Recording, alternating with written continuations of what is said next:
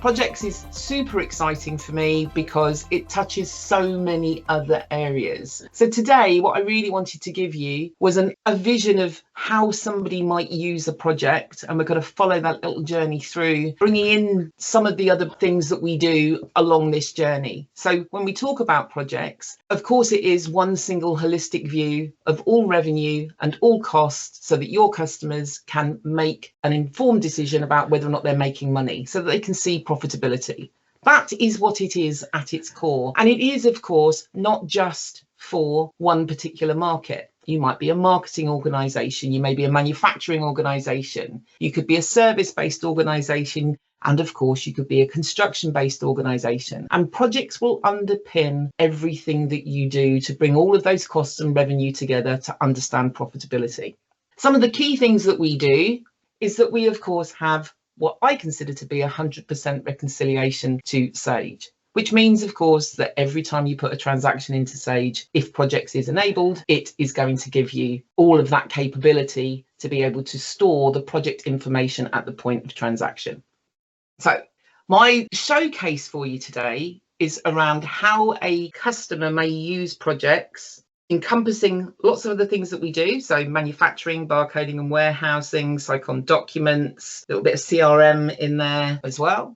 And the showcase is around a customer that is delivering manufactured items, in this case an umbrella, as part of an event that they are responsible for delivering. This one for us today is called the Windsor Races Irish Night. We're going to supply them with some umbrellas, and we're also going to be that company that does the grandstand. So we've got a whole project to deliver our grandstand, to deliver our branding, and to deliver our manufactured items in the form of our umbrellas, and we're going to see all of that coming through. So the first thing that we're going to do is look at Projects itself. Let's have a little look at the Projects menu. The extent of how you use Projects can be very small, could be very large in terms of the amount of data that goes in there, but it can also be all of the things that you do in terms of transactions. So when we go into the transaction entry element of it, I can obviously do a project journal. I can do a rapid stock issue. We're going to do ours via barcoding and warehousing. I can generate billing transactions. I can do time and all of the things that you do in normal standard Sage. So purchase orders, purchase invoices, sales orders, sales invoices. They're all going to be linked to my projects. The way in which we navigate to a project is sometimes a little confusing for people, especially when we've got this very large menu of options going on over here. We, therefore, have done a very nice thing, which is to actually include in our project management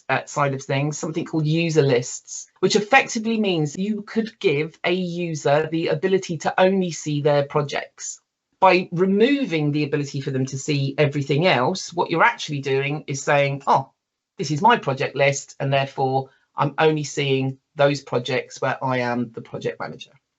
A little known thing, but something I thought worth highlighting today, because in terms of project management, not just about reporting, in terms of project management, this is what people want to be able to see. These lists, therefore, can be pretty much tailored to what you therefore want to be able to achieve, everything that you do inside of normal Sage, but it's relevant to who you are as an individual. There's, of course, lots of other things that we do as far as project management is concerned. We're only touching on the highlight today. So let's go into my Windsor Racecourse project. I have created this already. Here it is. There's my Windsor Racecourse project. And within this project, there's a number of things that I'm going to do. So the first thing that I've done in the background is to have set up my project so that it has multiple phases, multiple stages, and multiple activities. Not overly complex. The reason why I have done it this way is to display for you the ability to be able to do two different types of billing throughout a project lifecycle. If you're using service as well, you'll do additional types of billing through contracts. That too will come into my project. But for me today, it was more about understanding how my customer is going to be engaging with me. So I've got a planning and delivery phase.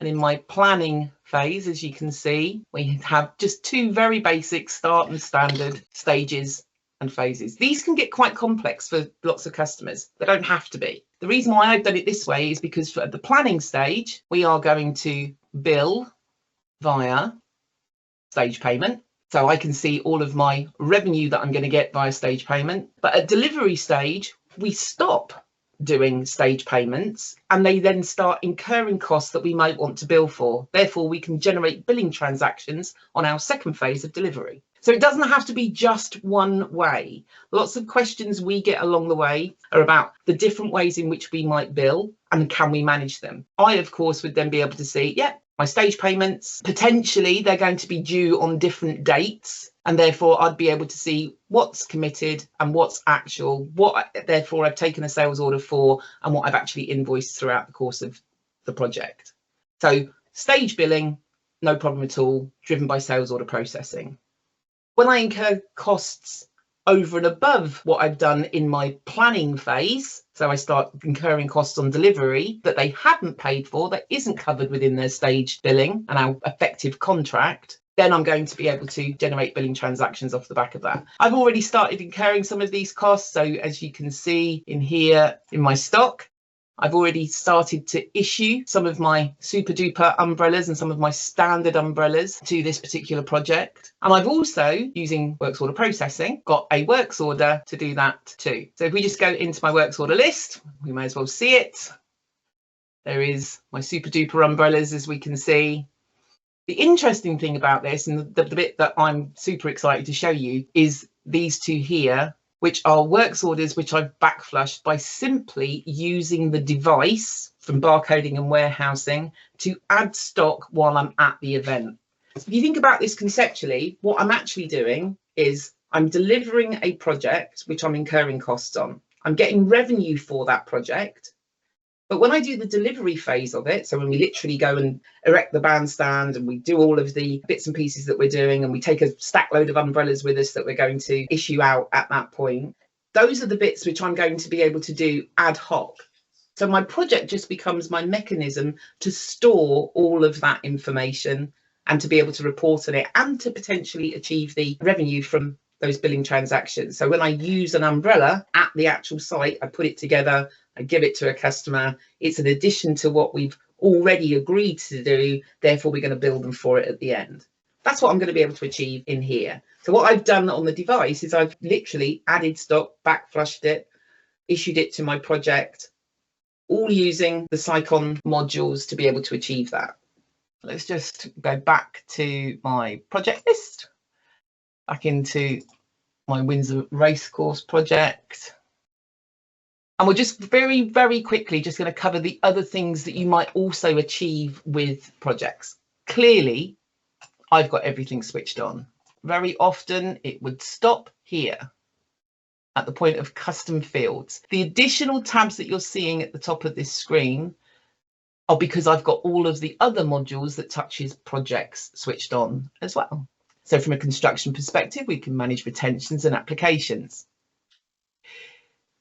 We have our fixed assets switched on as well, so that we can potentially depreciate to a project. We have our CRM tasks. We also have service cases. It's like on documents, where you can already see that I've got some documents in here as well. Obviously, works order processing from a manufacturing perspective, and contracts. So each of those touches projects throughout its life cycle. Therefore, as a solution, projects will encompass all of those things should you wish it to. If none of those things are switched on, they won't be available, but all of the other bits that we're going to look at today will come into play. So imagine the scenario. I'm out on site. We've done what we need to do, and we've achieved some of these things. So I'm just going to go back into amend the project one more time, because again, in terms of project management, I just want you to be able to see that it isn't just about understanding what we want to be able to report on. It's also about project management. So there's an activity feed that's time and date stamped, so you can see who did what. You have a list of objectives, your objective summary, list of objectives, notes that you might want to maintain, multiple project addresses, which will have a knock-on effect elsewhere. Obviously, my project levels, which you've looked at, and project headers, billing profile variations, risk assessments, any memos, additional attachments, our CRM task. And again, if you are very construction orientated, if construction is switched on, then of course you'll also have your retentions, applications, etc., etc. And of course, the maintaining of the budgets is also in here as well. So that can be pre-planned and these can be imported in. We're going to get ourselves some more stock that we're going to issue to this project. And I'm going to do that using barcoding and warehousing. And the first thing that I'm going to do is add some stock using barcoding and warehousing. And the reason I want to do that is because I want to use it. So I'm going to scan my stock item and it's going to go, that's a manufactured item. Do you want to make it? And I'm going to say, yes, I do. Thank you so much. I will assign it a serial number.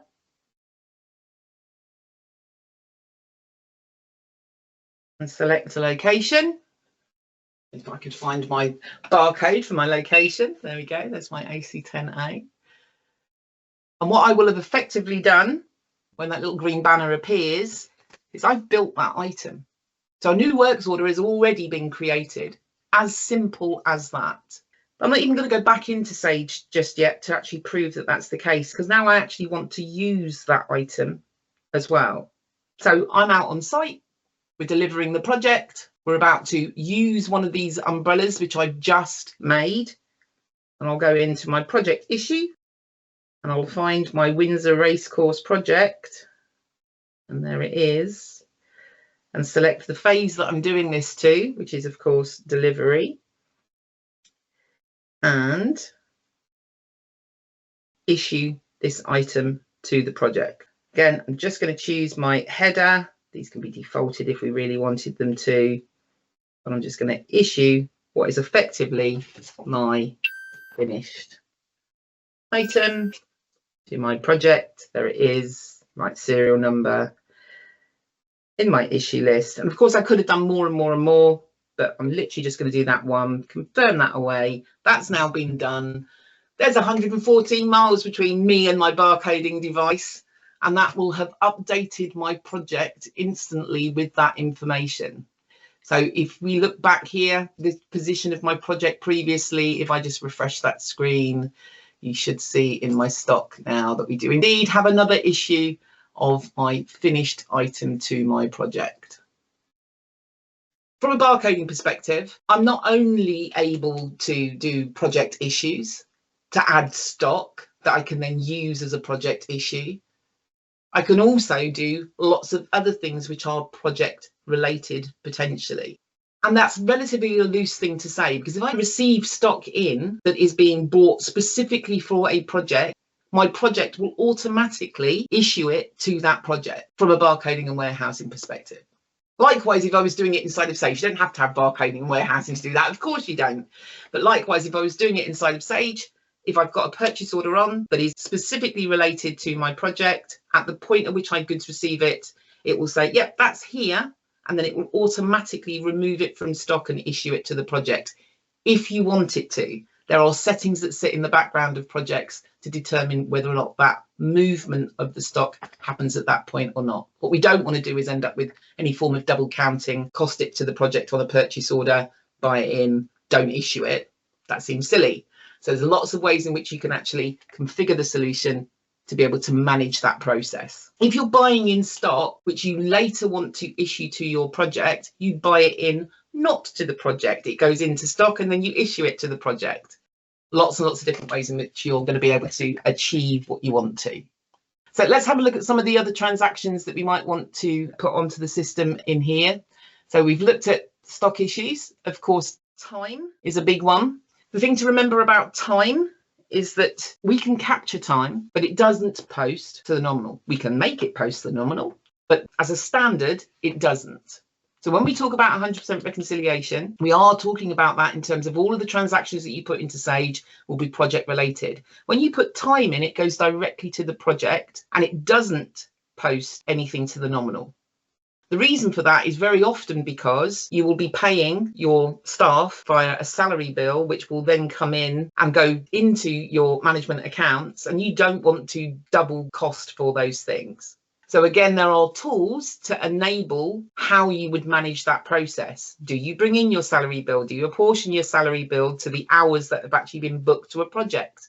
All more than possible. There are multiple ways in which you can get time into a project. I can literally enter the time in for my employees, or I can go in and import the time in, or we can use Sicon approvals to do that process for us. So let's just open up approvals.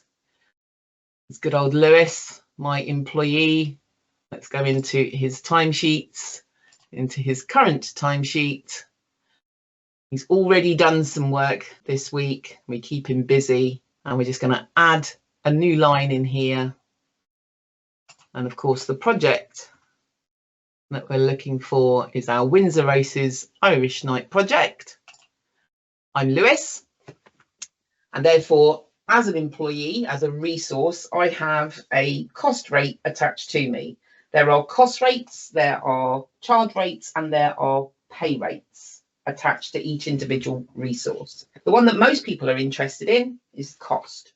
But if you do want to be able to charge Lewis's time out, that might be completely different. And when we go in and generate our billing transactions in just a moment, you'll see how important it is to me. Of course, when Lewis enters in time, because my project has been configured to use different phases and stages, then I'm going to be able to select them from here. But also remember, don't have to use phases and stages. That can literally just be switched off. So you can keep it really simple. You can make it partly complex. You can make it overly complex, depending on what you want to get out of it from a reporting perspective.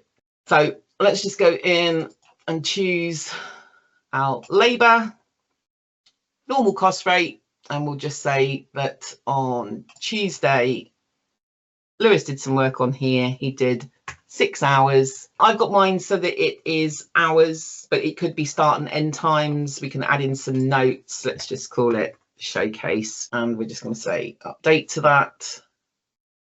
And we can enter in the next and the next and the next. And of course, I'm not going to do that for the purpose of today's exercise. We're going to keep it really simple. And we're just going to go in and submit that away for approval. That's gone off to Michelle for approval, as you can see. So what's Michelle going to see? She's got timesheets to approve. Lewis's time down here. Really important thing here, guys, is of course that showcase may well have a budget attached to it. If we want our users to be able to do so, we would then be able to then see what that budget is.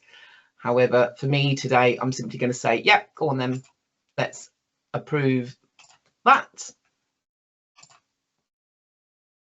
That now becomes approved. Lewis will get notification to tell him that it's been approved, and if it needs to go on to a second step for approval, it will. Let's go back into my current timesheet just so you can see where it is on its journey. So that's now gone to Harry for approval. So let's do Harry's job.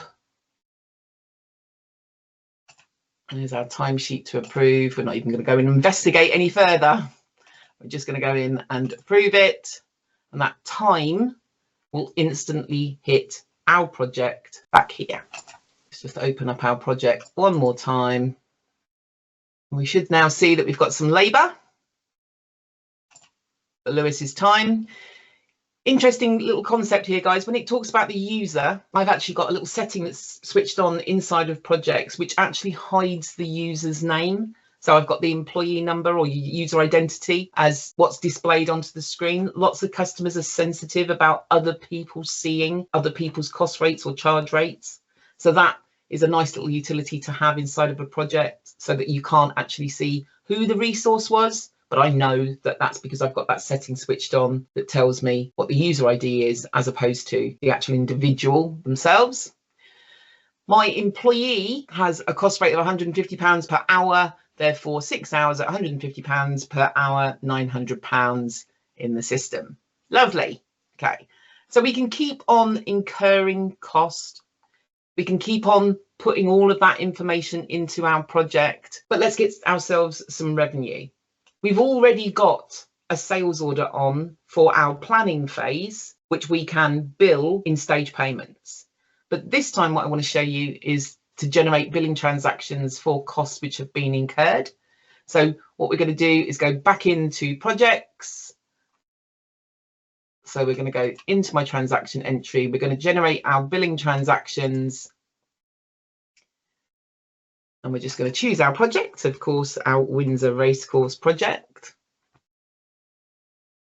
I could, of course, filter it down. And there are my labour transactions and my stock issues waiting to be billed should you wish them to be. You can mark them as to whether or not they are chargeable or not. Once you have charged for them, they will then disappear from my list, potentially. I say disappear, they'll be effectively there, but already charged for, or you will have marked them as being chargeable or not chargeable. I haven't made any discrimination with all of my transactions. Anything that I've costed for is available for me to be able to then charge for off the back of it. And as you can see here, I'm going to charge for the labour. Now, if I went right down to project level, what I could actually do is say, show me all of the transactions that were specifically related to planning or to delivery. And we know that in the planning stage, that's being catered for via fixed billing, so our stage payments. So we can remove our planning stage and just bill for our delivery phase. Again, it's a concept, it's not something that you have to do. It's just to show you what the art of the possible is as far as your projects are concerned. Okay, so we are indeed going to create a transaction for some labour in here. We'll keep it really simple and just have it for the labour that we'd like to charge for. And I can generate a sales order. So it's just telling me that there's already a live sales order for the customer, but I like to add it to the order. I'll say no. I want a brand new one. And we'll just confirm what it is that we would like to process.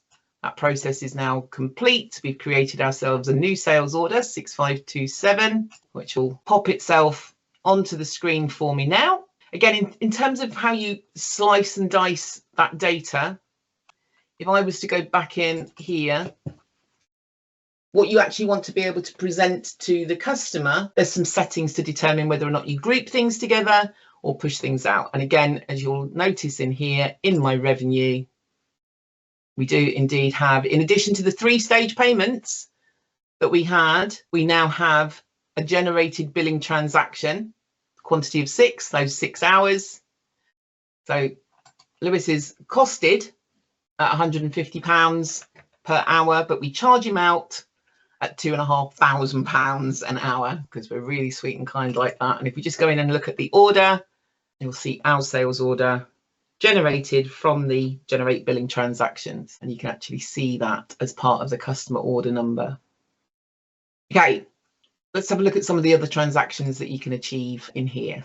One of the things that I particularly like about the way that projects works is that if you are using phases and stages and you are basing your activity around the project, if I go back in and amend my project now, rather than using the rest of Sage as my mechanism to get transactions in, I can be very, very specific.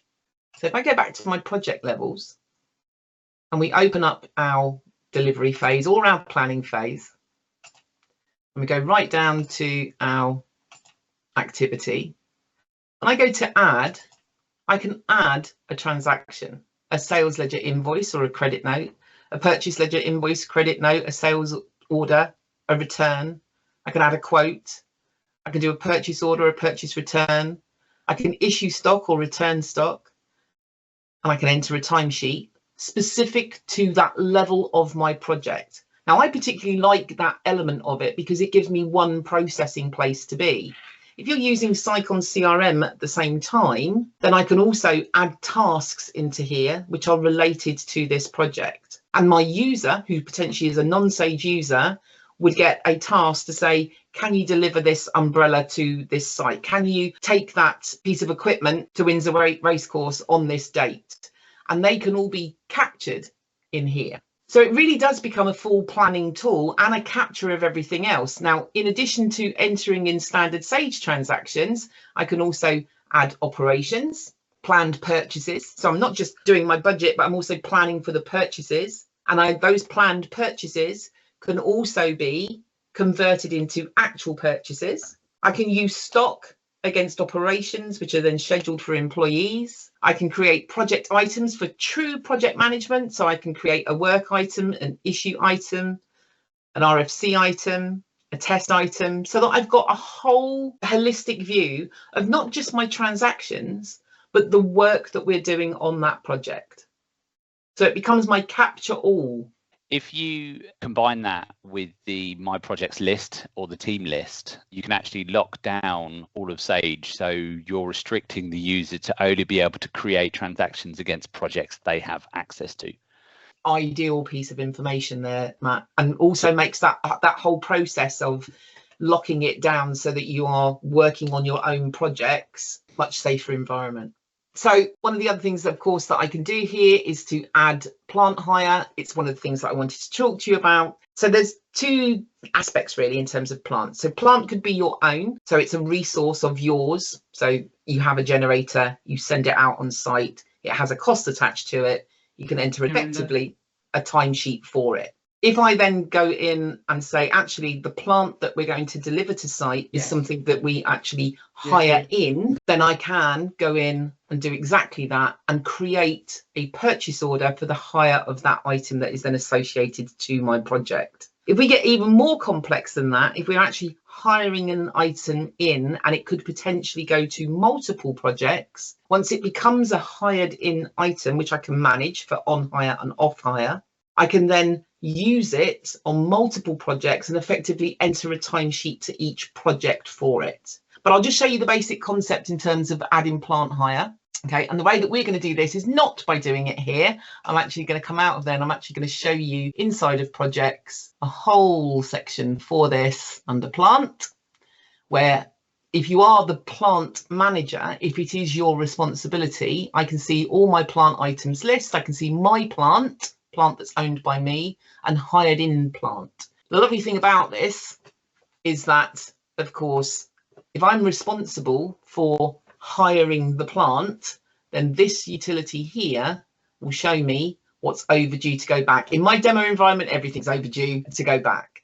If I just go in and add a new hire, and we do it, of course, for my Windsor Racecourse project, we're just going to choose our phase, our stage, our activity that we'd like that plant hire to be associated to. Address, obviously, I can go in and select my project address, which of course is my Windsor Racecourse one. That's exactly what I want. We're going to deliver it to Leicester Piggott at Windsor Racecourse and confirm. Decide who we want to get our item from. For me, it's A&V haulage today. And we're going to add our hire. This could be something that you've already got as a service item, so a descriptive item that you've already established, or it could be a free text item. For me, it's just going to be a generator. I'd like to hire in quantity of 1 with a unit value of £150. And that for me is a day rate. And therefore, if I say the start date is going to be today, PO end date is going to be the 9th, that's 8 days. I can include or exclude weekends, and that's going to be 8 days at £150 a day, £1,200. Yep, that's exactly what I'd like to happen. Generate me a purchase order for it. You'll also notice at the top that I've got memos, attachments, timesheets. So in other words, if I am hiring in this item and I'm going to use it across multiple projects, then I can see which projects it's been associated to. But very simply, I've now created a plant hire item off the back of a purchase order 5175, which is going to manage the cost for me. So normal standard purchase order. Use Sicon documents to send out the purchase order, so document distribution, and take any related documents with it, your T's and C's that you'd like to go with it, brand and background. All of those things can be achieved. And then I can manage that process all the way through. So as you can see, I can confirm the receipt. I can amend the purchase order from here. If I just go in and actually confirm the receipt now, you'll see that I've got a receipt number, a receipted date. We'll put it in as today, potentially a fleet number. So it's all reportable information.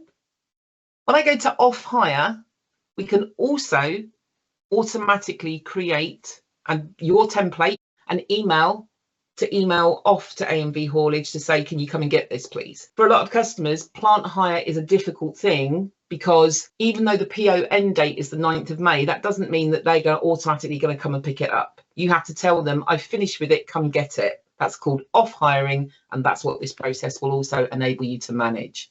So again, I've got that whole process all the way through. We'll see all of that in the history as well. However, what you really want to be able to see, of course, is that that now exists. So it's in my list of things, plant for my Windsor Racecourse project. But of course, it is also now a cost that I am about to incur on my project. So if I just go back to my project list, Back into wins and races. We should see that we now have some plant for £1,200 currently committed. It's just a purchase order. Obviously, I haven't received it yet, haven't invoiced it at this point. And of course, it'll move along the bus as that happens. You'll also see that in the expenditure. There's my purchase order for my generator. And again, in terms of navigation, in terms of usability, in terms of your user experience, everything can be found from the project. I don't have to leave the project, go back into purchase order. I can actually see the progress of this. So I would actually be able to see a purchase order that's been goods receipted, that's been invoiced. I can go in and view the order from here. I don't even have to open it up that way. I could just simply right click it and open the order that way. Or I can go and view the actual hire order. So there you can see, this is plant hire. There's my generator for 8 days. If my duration changes, it is extended, it is reduced. If I off hire it before those 8 days have expired, it would automatically make an adjustment to the purchase order and therefore to the cost to my project. My overall project totals now are starting to get nice and large. So I've got a number of different things which are actual, some which are committed, totals them all up for me, compares them to my budgets, allows me to see my revenue minus my cost, therefore my profit.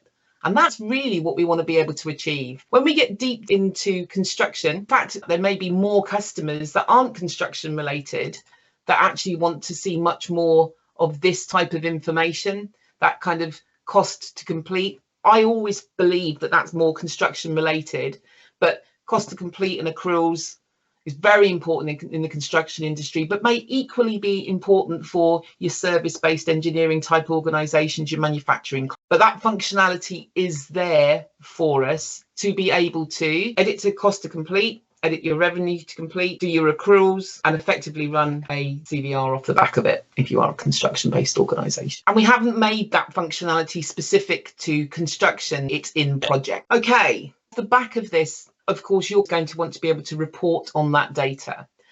I personally really like the filtering that Sage offers in list views. We've extended these list views out a little bit so that we can have my normal standard project list basic and my normal projects list advanced gives me a bit more information. As you can see, I've just created other filters there.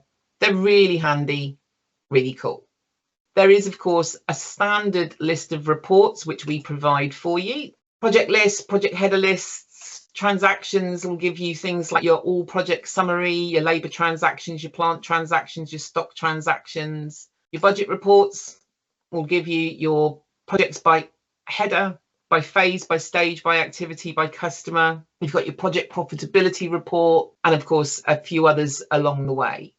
You can write your own report, but we particularly like these, the dashboards. The dashboards are a really intelligent way of being able to present real-time data, and they can be super clever. In here, I've got some examples of what a project dashboard might look like. So if I look at my project dashboard number 1, that's a project revenue versus outstanding subcontractor payments. Really simple, but actually something that somebody might run on a report for project revenue. Another example, public liability versus outstanding sales applications. You get the general gist, you've got these panels to look at. That is an example of what you can achieve with project dashboards. So top 10 projects by profit, cost by header, revenue versus cost, stock issues in the last week. So real-time reporting in the form of a dashboard.